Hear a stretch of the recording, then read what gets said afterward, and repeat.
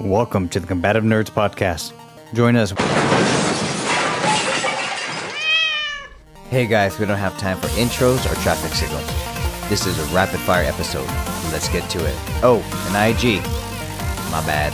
Sorry about your guest. Hey, what's going on, guys? This is Raiderlance and IEG Raiderlance. And we are doing part 5 of our rapid fire. So, IEG, I hear with the Flash movie, there's been some controversy surrounding production. What's been going on with it? Yeah, so Ezra Miller is the star of the Flash movie. The Flash is like a highly anticipated film, so they're going to be incorporating Flashpoint into the new movie, which is going to be pretty awesome because it'll be going to be reintroducing Michael Keaton as Batman, potentially from the future, right? What? So an older Michael Keaton. Okay. I don't know that. So I have to watch this, is what you just said. Yeah, basically. Yeah. Michael Keaton's awesome. But, got it. So it's going to be an older version of Batman. Better than Ben Affleck. Yeah. No, absolutely not. I will beat you up. Sorry. You guys did not hear the off-air argument that we should have recorded about who's the better Batman. I won. So, okay, you're telling us about Flashpoint. Oh, my God. He did not win. Anyways. So there's been a lot of controversy over it because, like, as you probably have heard, they canceled Batwoman or Batgirl or whatever, like, out of nowhere. Right? Yes, I did hear that. I did hear it trended so poorly. They said we're going to take the, $200 or $300 million L instead of launch this crap. Yeah. I mean, it was going to be a made for HBO production anyways. It was like a made for TV movie just at a higher level. And then they, like, scrapped the whole damn thing, which offended a lot of people because it was one of the first movies that they cast a Latino woman as like a superhero, whatever, like as a main star, right? And then not only that, like they scrapped it with one or two. I think they only had one showing, may have had two showings, and the reviews, rather than trying to like refilm certain scenes that they disagreed with or whatever, which is like almost unheard of when you pump that much money into a production.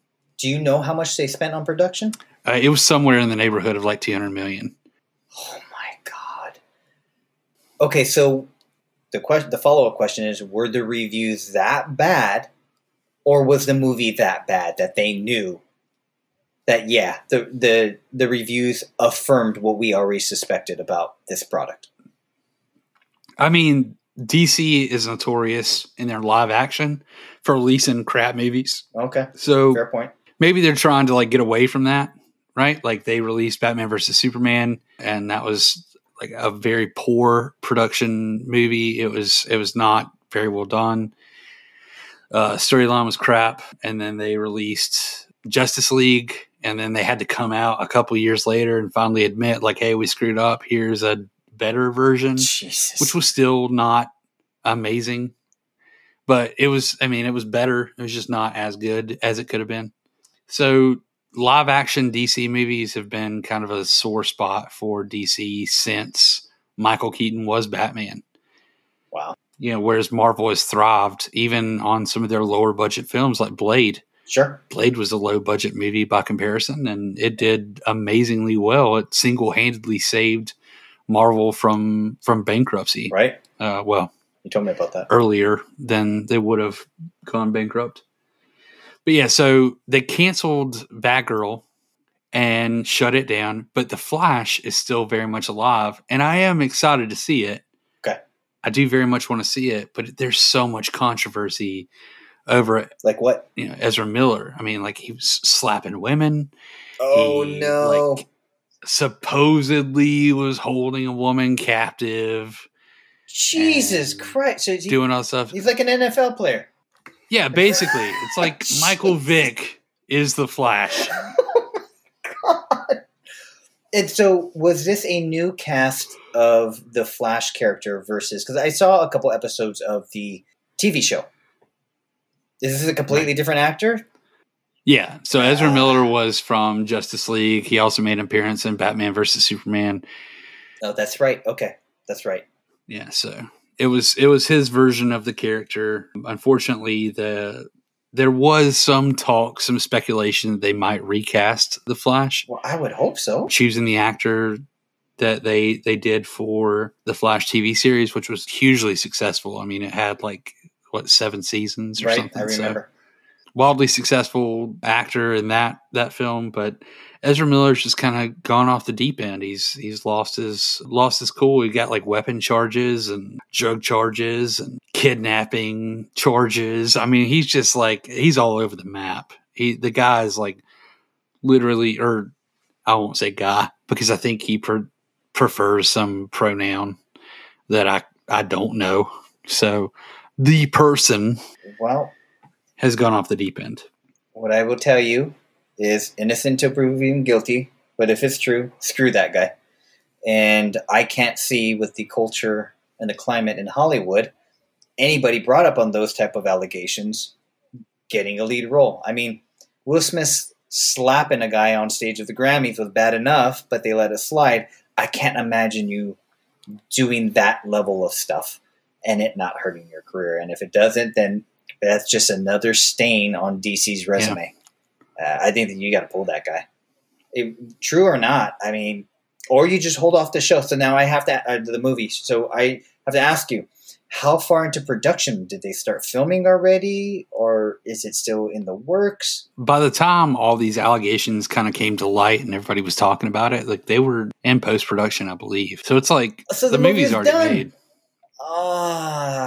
And as far as I know, the last time I'd heard anything about it, they had already done kind of like a preview for a target audience to kind of see how the movie would review. And it's got the highest ratings of any DC movie ever. I think at that point, I know there's contracts and I know there's all that stuff. I think you got to move forward with it. And I think you have to try to absolve yourself from that person. And in other words, come out, say you don't support, innocent until proven guilty, but you don't support any of those actions. And, make a fund, a part of your proceeds, for knowledge and support of women who suffer from those type of crimes. I mean, it's not the studio's fault unless they knew that this guy was a monster.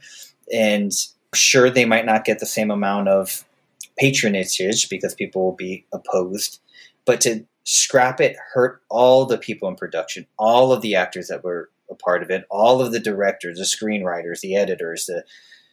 You're hurting, 500, 600 people for one alleged monster's action. There has to be a way as opposed to just scrapping the whole thing. Man, that's a messed up story. I did not know. I mean, it's sad for everybody who's involved, but I think that DC is moving forward with the PR campaign to kind of recover themselves as much as they can from all the stories and stuff that have come out. Yeah, hopefully it's not true. Hopefully this stuff didn't happen. I don't know what that means, but if it is true, oh God, man, you already won life. You're an actor. You're good looking. You're famous. Hopefully you're rich. And you gotta be a piece of shit. I don't get it. I don't get it. Yeah. Well, I hope they figure this out. And so you said it was the highest rated from the response of the test groups? Yeah, so as far as I've read, like it's one of the highest rated movies they've ever reviewed. Like, okay, as far as DC movies are concerned. To be fair, that's a pretty low bar because we're talking DC movies here. So yeah, I mean, I'm sure it's probably better than Batman and Robin for sure. But yeah, okay. Well, is there any timelines? Is it just on hold until they figure out? I mean, because you said the man was brought up on charges, correct? He was, but the victim came forward and said that like she wasn't pressing charges and all this other stuff. So the movie's still scheduled to release in 2023. I'm not sure the exact date, but I think it's scheduled in June of 2023. That's complicated. I have a couple friends who are DAs and PDs, meaning district attorneys and public defenders, and it is sad that in those type of situations, when it actually does happen, the district attorney needs evidence to prosecute. And normally it's this person said, that person said, and you may have some physical evidence, pictures, hospital chart notes, maybe some extemporaneous statements by a witness. But unfortunately, it usually comes down to the victim. And if they're in a relationship, too high of a percentage of the victims end up not being willing to testify, and thus the crimes are perpetrated again and again and again. It's a really sad situation. Thank you for bumming me out, and because we're now have to do a couple more episodes, and I'm going to have this tone. So hope you all enjoyed it. Have a great day. All right, we'll see you on the next episode. That's it. That's our show. Join IEG and myself for part 6 of our next rapid fire episode, where we will be discussing fandoms we don't understand or dislike. Please do us a favor and like, subscribe, share this podcast so we can get some traction. Once I get around to it, check us out on our socials. Kind of Nerds on Patreon, Instagram, Facebook, LinkedIn. You know the deal. Thanks for hanging out, and we will see you next episode.